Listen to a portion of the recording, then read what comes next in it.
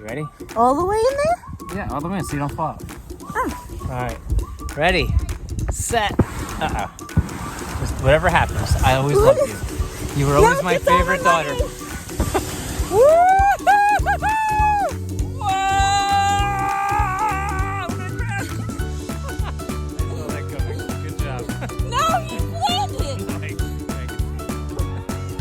Here we go, Mommy. Woo! Uh-oh, we're gonna go backwards, I think. Legs up. Whoa!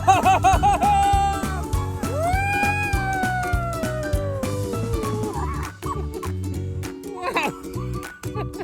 Good job. See how young and athletic you are?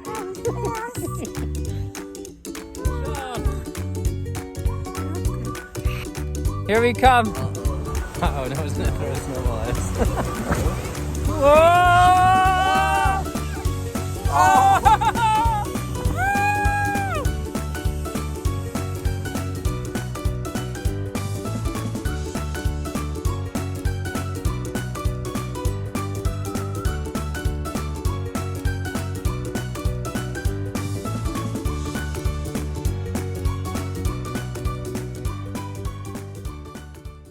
You know, one of the most difficult things about going out and playing in the snow is getting dressed.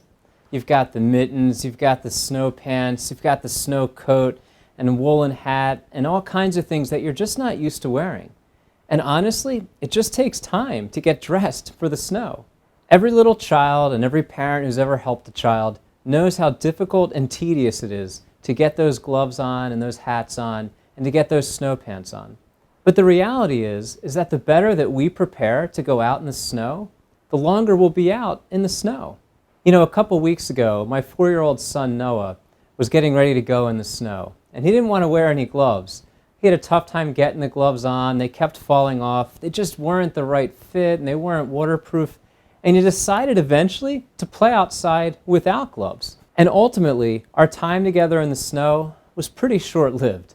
We were out there for all of about 5 minutes, and then his hands were cold, and we came inside. And I wondered if Noah would ever be the kind of kid that liked playing in the snow. Then just the other day, Joanne, my wife, bought him some new gloves, and they fit perfectly, and they were waterproof, and he loved them. And they had little straps that kept him on his hands. Now, they were tough to get on. It was tough to get his fingers in all the right holes because they were gloves instead of mittens. And it took us about 5 minutes to get those gloves on for the very first time.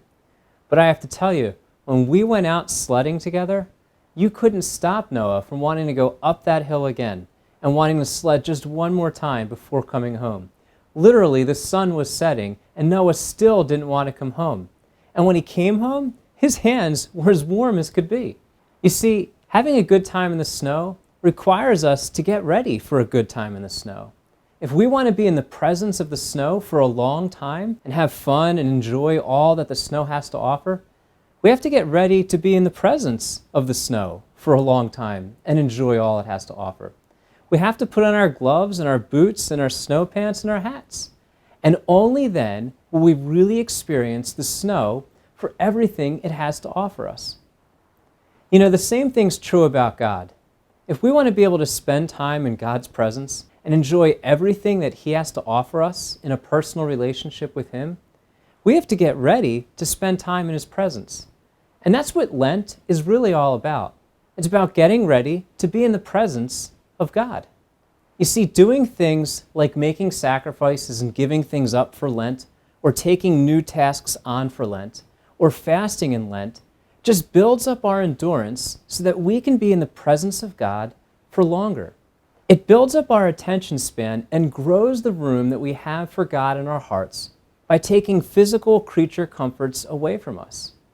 You see, giving things up for Lent isn't giving something up.